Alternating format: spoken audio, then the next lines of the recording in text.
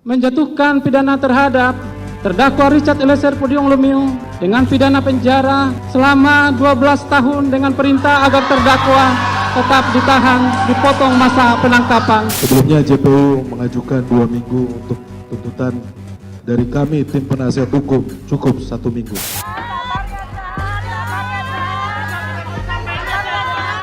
Status dia sebagai GC tidak diperhatikan, tidak dilihat oleh jaksa penuntut umum.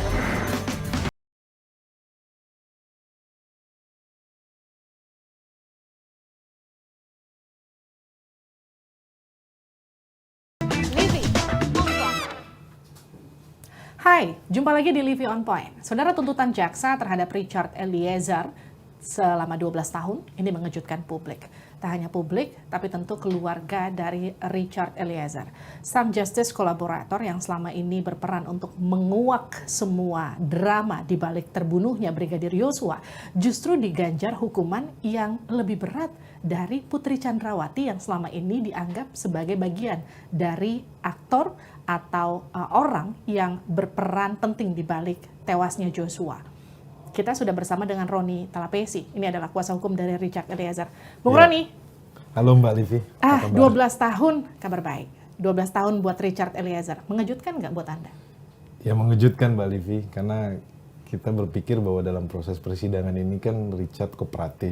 Kemudian keterangannya banyak yang dipakai oleh jaksa penuntut umum. Kemudian juga pun kita lihat bahwa dia konsisten menyampaikan apa yang terjadi kan sebenar-benarnya. Pas dibacakan tuntutan tentunya kami semuanya kaget, Mbak. Karena di hari yang sama ada terdakwa yang lain di mana tuntutannya itu lebih rendah dari Richard Eliezer. Pastinya kami dari tim penasihat hukum merasa shock ya. Kenapa begini gitu loh. Oke. Saya beberapa waktu yang lalu sempat berbincang dengan Martin Simanjuntak, kuasa hukum dari keluarga Yosua. Ia bahkan menyatakan keluarga Yosua justru berharapnya bahkan Eliezer atau Icat ini di bawah 5 tahun paling tidak. Karena dia sudah berperan untuk menguak semua drama dari seorang Verdi Sambo. Tapi justru enggak. Jaksa justru melihat Eliezer ini sebagai eksekutor. Anda? Iya. Kalau dari fakta persidangan kan sudah terlihat ya Mbak Livi bahwa peran dari para terdakwa ini sudah jelas ya. Bahwa ada yang perannya aktif, kemudian ada yang mengajak, ada yang menutup jendela, kemudian ada yang mengarahkan untuk ke Duren 3. Sedangkan posisi dari Richard Eliezer ini kan dia orang terakhir yang dipanggil, kemudian disuruh naik mobil, kemudian sampai di Duren 3 juga pun, Duren 3 dia melakukan penembakan. Nah, kalau kami melihat kan peran dari para terdakwa ini sudah terlihat. Jadi, walaupun terdakwa yang lain yang tidak melakukan penembakan, tetapi dalam proses ini, dugaan kami yang melihat bahwa mereka ikut dalam perencanaan pembunuhan ini. Okay. Nah, sedangkan dari Richard Eliezer karena orang terakhir yang dipanggil, kemudian jarak rumah juga pun dekat, kemudian dia berdoa, waktunya sangat pendek ya kalau kita lihat. Jadi kalau kami melihat bahwa apa yang disampaikan oleh keluarga dari almarhum Joshua melalui pengacaranya, yaitu merupakan bentuk rasa keadilan ya. Bahwa mereka melihat juga bahwa dalam hal ini Richard Eliezer ini hanya sebagai alat. Kalau ketemu orang tuanya, ibunya almarhum Joshua dengan ibunya Richard Eliezer, mereka sempat makan malam, ngobrol, itu cerita bahwa anak kami ini sebagai korban. Menjadi korban dalam kasus ini, Joshua maupun Richard Eliezer. Bung Roni, kan saya sempat ngobrol di Livi On Point juga sebelumnya ini bareng sama kakaknya Icat ya. Icat itu dianggap sebagai boneka yang justru digunakan Verdi Sambo untuk eksekusi Joshua. Tapi kan faktanya enggak. Faktanya tuntutannya malah 12 tahun. Reaksi keluarga apa sih pertama kali tahu ada tuntutan 12 tahun itu? Ya tentunya kan keluarga juga kan bersedih. Kenapa Mbak Livi? Karena anak ini kan merupakan tulang punggung keluarga. Ayahnya sekarang sudah tidak kerja, kemudian ibunya hanya sebagai ibu rumah tangga, berharap penuh kepada anak ini. Kenapa? Karena anak ini Richard Eliezer dalam setiap harinya, dia itu aktif komunikasi dengan orang tua. Kemudian ketika dia mendapatkan gaji dikirimkan kepada orang tua. Nah hal-hal seperti ini kan membuat mereka juga sedih ya, Mbak Livi. Tetapi ya proses hukum ini masih berjalan, ya kita lihat saja nanti bagaimana majelis hakim yang mulia yang akan memutus terhadap ini. LPSK kan sebelum ada tuntutan kan sempat memberikan permintaan ke jaksa ya, bahasanya mungkin sekedar permintaan untuk meringankan hukuman dari Eliezer. Tapi ini juga Anda katakan bahkan posisi GC-nya tidak dipertimbangkan oleh jaksa ketika melakukan penuntutan. Kalau Anda melihatnya tuntutan 12 tahun penjara untuk Richard Eliezer yang dibilang jaksa sebagai eksekutor dibanding Putri Chandrawati yang orang melihatnya sebagai bagian dari aktor intelektual tewasnya Yosua. Apa yang aneh atau apa yang miss di sini? Yang terkait eksekutor ini Mbak Livi, ini baru muncul di proses penuntutan ya. Dalam fakta persidangan kan tidak terlihat ini. Itu ya, sebelumnya jaksa justru sebaliknya terhadap Eliezer. Sebaliknya terhadap Eliezer. Kok tiba-tiba di tuntutan ada kata eksekutor. Inisiatornya juga pun kita lihat nggak ada. Ini menjadi pertanyaan kami menjawab yang tadi soal eksekutor. Terus kalau tadi yang disampaikan bahwa eksekutor Richard Eliezer peran dengan terdakwa yang lainnya Putri Chandrawati, tetapi kan peran aktif dari Putri Chandrawati dan terdakwa yang lainnya ini kan terlihat di sini. Dari proses rumah lantai 3 Saguling, kemudian di mana ada CCTV si Kuat naik ke atas, terus RR juga naik ke atas, RR yang memanggil klien saya. Jadi kami masih berpendapat bahwa Richard Eliezer ini adalah alat. Kalau sesuai teori hukum bahwa dia digerakkan oleh seseorang karena disuruh dia sebagai alat. Karena tidak terbukti di persidangan bahwa Richard Eliezer ini mempunyai mens rea atau mempunyai niat jahat.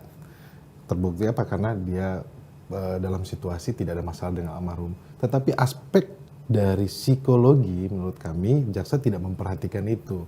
Kalau jaksa tidak memperhatikan itu kan ada ahlian dari jaksa penuntut umum terkait dengan Richard Eliezer punya kepatuhan yang tinggi. Terus ahli dari kami psikologi juga menjelaskan Richard Eliezer punya tingkat kepatuhan yang tinggi. Kemudian Romo Magni sampaikan bahwa dia terjadi dilema moral, kebingungan.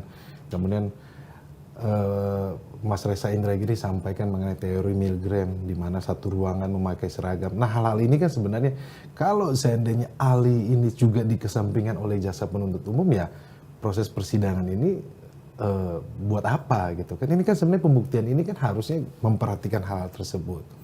Jadi menurut saya bahwa dalam proses ini posisi dari Richard Eliezer sudah jelas ya bahwa dia sebagai alat, kemudian dia diperintah. Kan yang menjadi pertanyaannya, kemarin saya sempat mendengar bahwa itu dibandingkan dengan Algojo. Menurut saya itu tidak apple to apple Mbak Livi. Kenapa? Algojo itu melaksanakan perintah putusan pengadilan. Gitu loh. Berbeda dengan Richard Eliezer. Richard Eliezer ini kan ketika dia berhadapan dengan orang jenderal pada saat itu bintang 2 di mana dibilang polisinya polisi. Itu tidak bisa disamakan. Apalagi ini dengan posisi jenjang paling bawah ya. Jenjang paling bawah. Kan lihat di fakta-fakta persidangan banyak terdakwa yang lain juga sampaikan bahwa kami sehingga tidak berani menolak perintah. Brigjen aja nggak berani, apalagi dia yang barada. Ya hal seperti itu yang menurut kami kan itu yang dikesampingkan oleh jaksa penuntut umum. Tetapi nanti kita akan jawab di pledoi.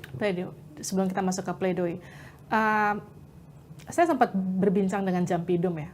Bang Roni pasca tuntutan untuk Icat, Jampidum menyatakan tidak ada intervensi, memang itu murni berdasarkan pertimbangan jaksa, kurang lebih kira-kira seperti itu bahasanya, dan itu adalah proporsi tuntutan yang sudah ideal menurut Jampidum. Kita lihat dulu pernyataan ini dia. Tapi dari segi kami ada parameter yang jelas dan kami menyatakan tuntutan 12 tahun untuk Richard Eliezer Pudiang Lumiu sudah tepat. Oke, tuntutannya menurut Jampidum itu sudah tepat 12 tahun. Saya sempat bertanya waktu itu, kenapa Richard Eliezer justru 12 tahun? Kenapa Putri justru 8 tahun? Padahal Richard Eliezer saat itu posisinya sebagai GC dan LPSK bahkan sudah meminta untuk diringankan tuntutannya. Pertimbangannya, mungkin kalau LPSK tidak meminta keringanan dan mungkin kalau memang posisinya bukan JC, enggak 12 tahun. Jadi versi Jampidum 12 tahun itu sudah diringankan. Anda? Iya, kalau kita lihat ya, Undang-Undang Perlindungan Saksi dan Korban sudah diatur Mbak. Di dalam pasal 10 ayat A dijelaskan kan bahwa harus ringan daripada terdakwa yang lain atau bisa pemidanaan dengan bersyarat, kemudian bisa lepas, itu juga sudah disampaikan di dalam Undang-Undang Perlindungan Saksi dan Korban ya menurut kami. Jadi memang patokan dari, kalau saya lihat bahwa patokan dari LPSK adalah terkait dengan tuntutan ini kok berbeda dengan terdakwa yang lainnya. Kemudian kalau disandingkan dengan Verdi Sambo, kalau dilihat kan Verdi Sambo ini 2 perkara Mbak, jadi satu. Jadi 2 dakwaan. Jadi satu perkara dakwaan obstruction justice, satu dakwaannya terkait dengan pembunuhan berencana 340 338. Jadi itu. Jadi kalau dibandingkan sama Verdi Sambo tentunya 2 perkara kan. Tetapi ketika dibandingkan dengan terdakwa yang lainnya di mana pasalnya sama 340, kemudian Richard Eliezer lebih tinggi, itu yang menjadi Padahal sama-sama 340, Icat itu JC pula, tapi kenapa dia lebih tinggi? Kenapa dia 12 tahun begitu, yang lain 8 tahun? Memang perdebatannya adalah disampaikan bahwa itu karena perbuatannya dia, dia sebagai pelaku. Tetapi kan sisi rasa keadilan yang tentunya kan harus dilihat bahwa dari jaksa penuntut umum kan harus melihat bahwa bagaimana rasa keadilan yang ada di masyarakat ya. Tetapi sekali lagi bahwa proses ini ya kita hormati, kita hargailah terkait tuntutan dari jaksa penuntut umum. Nanti kita akan jawab di pembelaan kami. Bung Roni, saya nggak mau ngajak Anda berasumsi ya, tapi ini kan fakta-fakta yang berkembang di tengah masyarakat, termasuk pernyataan Menko Polhukam Mahfud MD yang menyatakan bahwa ada gerakan bawah tanah untuk menolong paling tidak seorang Verdi Sambo, diringankan hukumannya. Anda merasa tuntutan 12 tahun untuk Icat ini ada nggak sih hubungannya dengan gerakan bawah tanah untuk Verdi Sambo? Ya, kalau yang berkembangkan dari pernyataannya dari Pak Menko Polhukam kan masyarakat bisa melihat kan apakah kenapa Richard ini diberatkan kan. Ya, tapi kita tidak bisa menduga-duga ya. Tetapi kita harapkan bahwa jangan sampai proses ini tercederai, karena kita lihat ya dari awal kasus ini bagaimana begitu pelik, kemudian bagaimana masyarakat semuanya speak up, bicara, kemudian keluarga korban. Kemudian proses ini kan yang 1 bulan tertutup, kemudian Richard Eliezer mengaku. Kalau seandainya waktu itu kan proses itu kalau kita lihat sudah mulai terjadi apa ya namanya, kalau saya bisa bilang kalau tidak bisa dicegah, tidak bisa diungkap kasus ini bisa terjadi krisis negara. Karena apa? Polri ini adalah bagian dari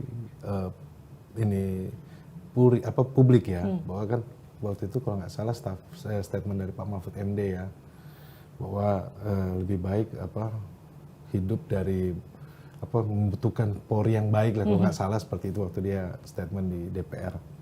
Jadi situasi itu sebenarnya yang sudah terlihat bahwa harapan kami bahwa ini jangan sampai tercederai aja Mbak Livi, bahwa proses penegakan hukum ini berjalan secara adil dan terbuka, transparan. Dan rasa keadilan itu memang harus hadir di tengah masyarakat, tentu itu juga harapannya.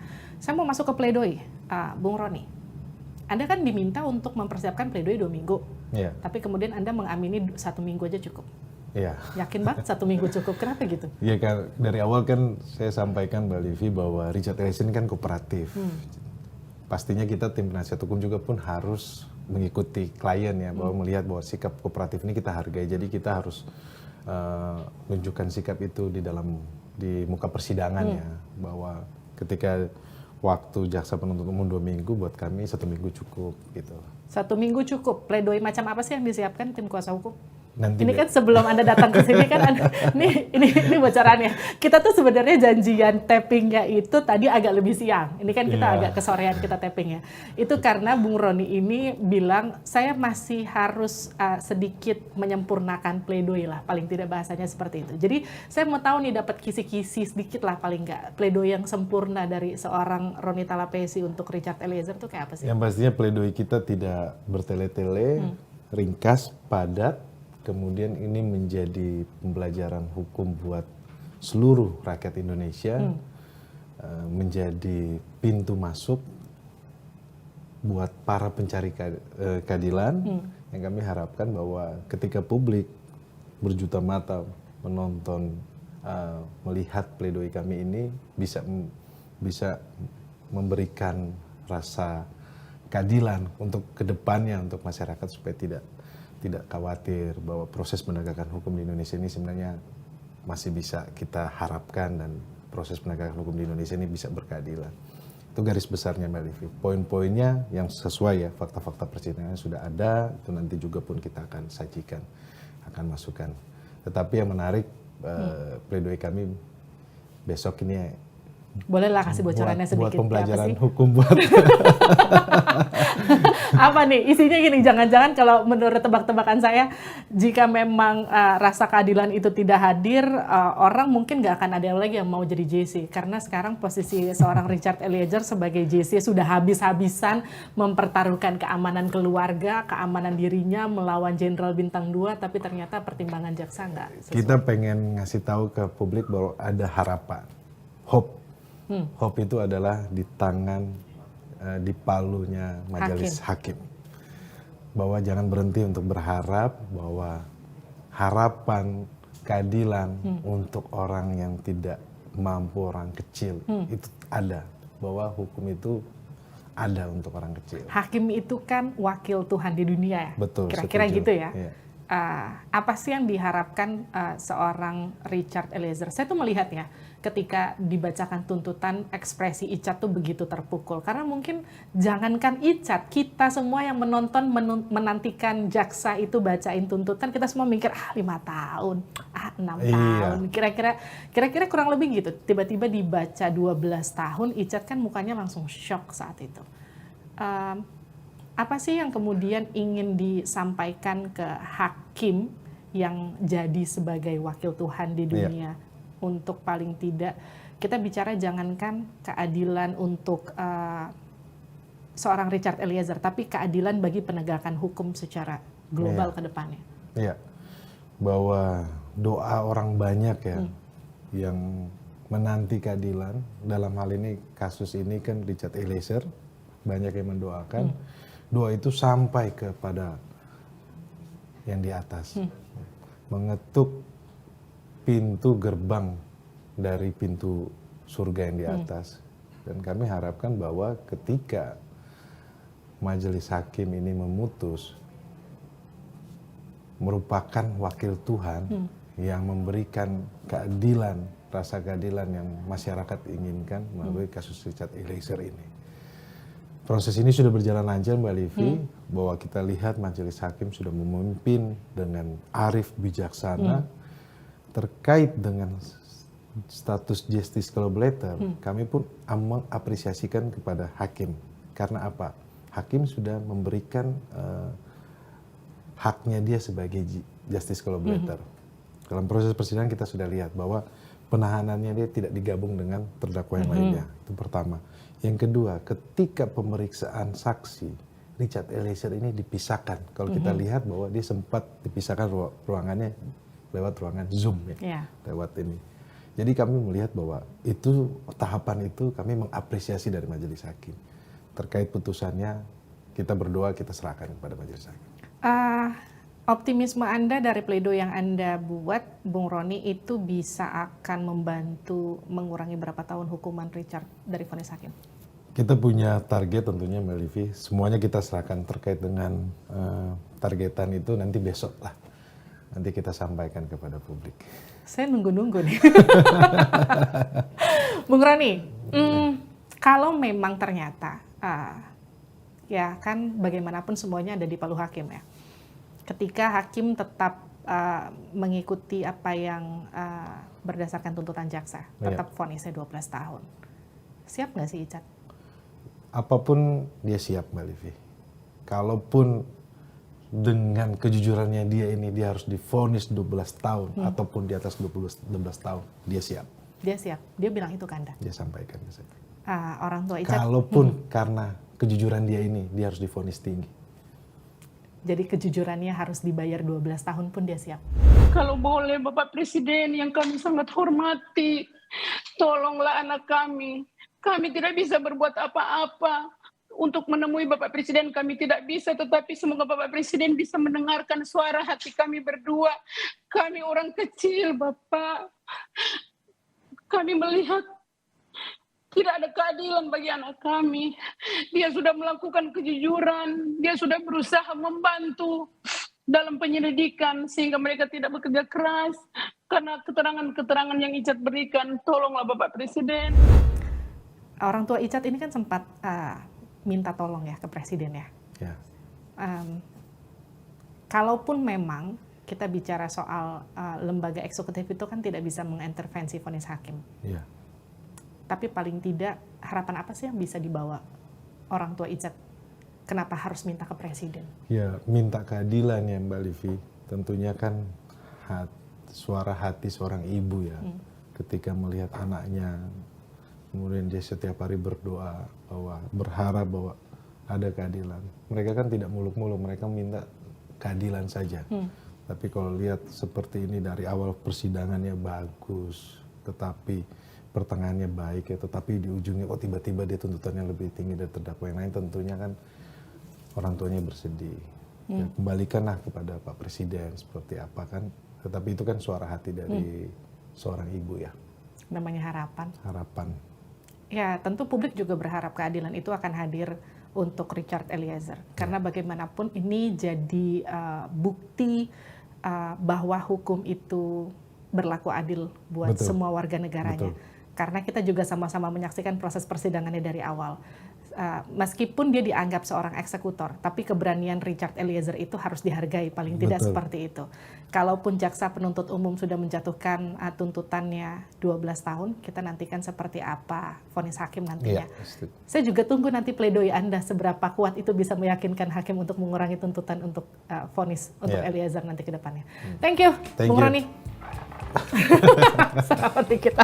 Makasih Mbak Livi. Thank you udah gabung di Livi On Point. Itu dia tadi perbincangan saya bersama dengan kuasa hukum Richard Eliezer, Ronita Lapesi. Kita ketemu lagi di Livi On Point selanjutnya. Bye.